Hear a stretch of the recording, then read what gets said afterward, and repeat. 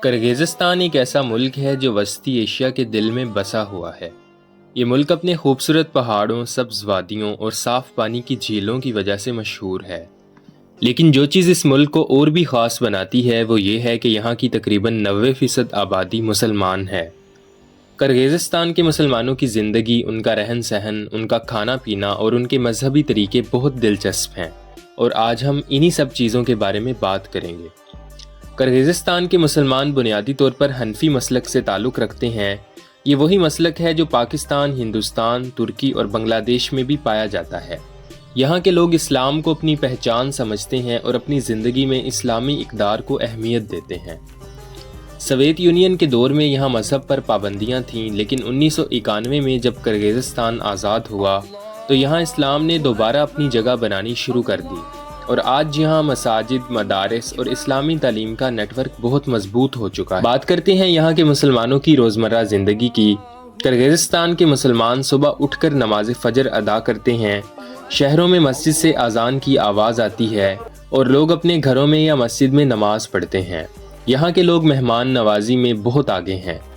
اگر آپ کسی کرغیز مسلمان کے گھر جائیں تو وہ آپ کا استقبال بڑے پیار سے کریں گے، آپ کو چائے پیش کریں گے اور کھانا کھلائے بغیر جانے نہیں دیں گے۔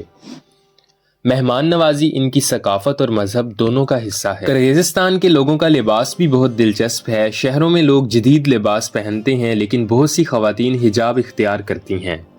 دیہی علاقوں میں روایتی لباس زیادہ نظر آتا ہے، جہاں مرد اکثر روایتی ٹوپی پہنتے ہیں جسے کالپاک کہا جاتا ہے۔ یہ سفید رنگ کی ٹوپی ہوتی ہے جو کرغیز قومی شناخت کی علامت ہے۔ خواتین روایتی ملبوسات پہنتی ہیں جن میں لمبے کپڑے اور سر ڈھانپنے کا اہتمام ہوتا ہے۔ بات کریں حلال کھانے کی جو ہر مسلمان کے لیے ضروری ہے۔ کرغیزستان میں چونکہ اکثریت مسلمانوں کی ہے، اس لیے یہاں حلال کھانا بہت آسانی سے ملتا ہے۔ یہاں کا سب سے مشہور اور روایتی کھانا بیشبار ماک ہے جو حلال گوشت سے بنایا جاتا ہے۔ اس کھانے میں گھوڑے یا بھیڑ کا گوشت، موٹی نوڈلز اور پیاز ڈالے جاتے ہیں۔ یہ ڈش خاص موقعوں پر بنائی جاتی ہے اور مہمانوں کو پیش کی جاتی ہے۔ اس کے علاوہ یہاں شاشلک بہت مشہور ہے جو دراصل حلال گوشت کے کباب ہیں جنہیں تندور یا کوئلوں پر بنایا جاتا ہے۔ کرغیزستان میں ایک سوپ ہے جس میں ہاتھ سے بنائی گئی نوڈل، سبزیاں اور حلال گوشت ڈالا جاتا ہے۔ اس کو آپ پاکستانی یخنی کے قریب سمجھ سکتے ہیں۔ یہاں مٹن اور بیف کا استعمال بہت زیادہ ہوتا ہے اور تمام گوشت اسلامی طریقے یعنی ذبیحہ کے مطابق ذبح کیا جاتا ہے۔ بازاروں میں حلال گوشت کی دکانیں ہر جگہ ملتی ہیں اور لوگ اس بارے میں بہت محتاط ہیں۔ یہاں خنزیر کا گوشت نہیں کھایا جاتا اور شراب سے بھی مسلمان آبادی دور رہتی ہے۔ کرغیزستان میں کومس بہت مشہور مشروب ہے جو گھوڑی کے دودھ سے بنایا جاتا ہے۔ یہ تھوڑا کھٹا ہوتا ہے اور دیہی علاقوں میں اسے بہت پسند کیا جاتا ہے۔ اس کے علاوہ شورپو ایک گاڑھا گوشت کا سوپ ہے جو یہاں کے لوگ بڑے شوق سے کھاتے ہیں۔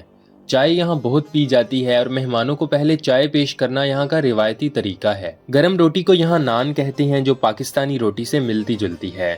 یہ نان بازاروں میں تازہ بنائی جاتی ہے، بہت ذائقے دار ہوتی ہے۔ کرغیزستان کی مساجد یہاں کے مسلمانوں کی زندگی کا مرکز ہیں۔ کرغیزستان کا دارالحکومت بشکیک ہے جہاں بہت سی خوبصورت مساجد موجود ہیں۔ بشکیک میں مرکزی مسجد بہت مشہور ہے جسے دینا مسجد بھی کہا جاتا ہے۔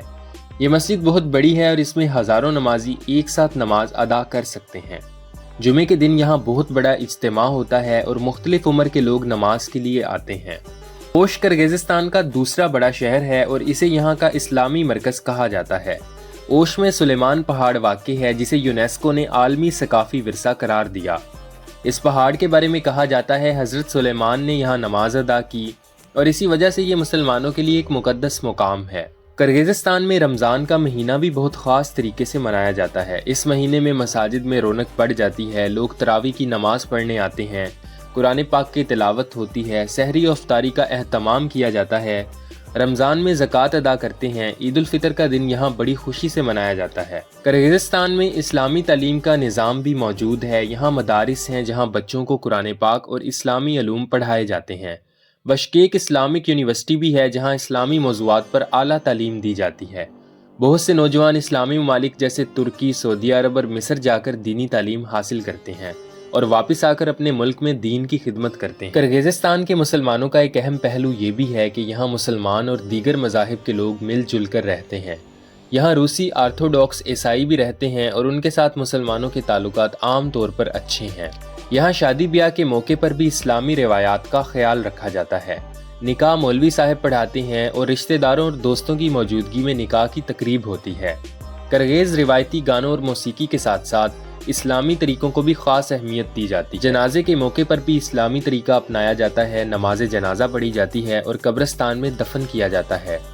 किर्गिज़स्तान में इस्लामी खैराती इदारे भी काम कर रहे हैं जो गरीबों की मदद करते हैं, यतीमों की परवरिश करते हैं और ज़रूरतमंदों को खाना फराहम करते हैं। तुर्की के दयानत फाउंडेशन और दीगर इस्लामी इदारे यहाँ फ़ाल हैं और मसाजिद और मदारिस की तामीर में मदद कर रहे हैं। सऊदी अरब ने भी किर्गिज़स्तान में कई मसाजिद तामीर की। आखिर में ये कहना ज़रूरी है कि किर्गिज़स्तान के मुसलमान अपने ईमान पर फ़ख्र करते हैं। सवेत दौर की मुश्किलात के बावजूद उन्होंने अपने दीन को ज़िंदा रखा और आज किर्गिज़स्तान में इस्लाम दिन ब दिन मजबूत हो रहा है। यहाँ के मुसलमानों की सादगी, मेहमान नवाजी, हलाल तर्ज ज़िंदगी और मसाजिद से मोहब्बत इन्हें एक मुनफरिद पहचान देती है। किर्गिज़स्तान एक ऐसा मुल्क है जहाँ पहाड़ों की बुलंदी पर अजान की आवाज़ गूंजती है, जहाँ मुसलमान अपनी रोज़मर्रा ज़िंदगी में अल्लाह को याद रखते हैं। यही इस मुल्क की असल खूबसूरती है।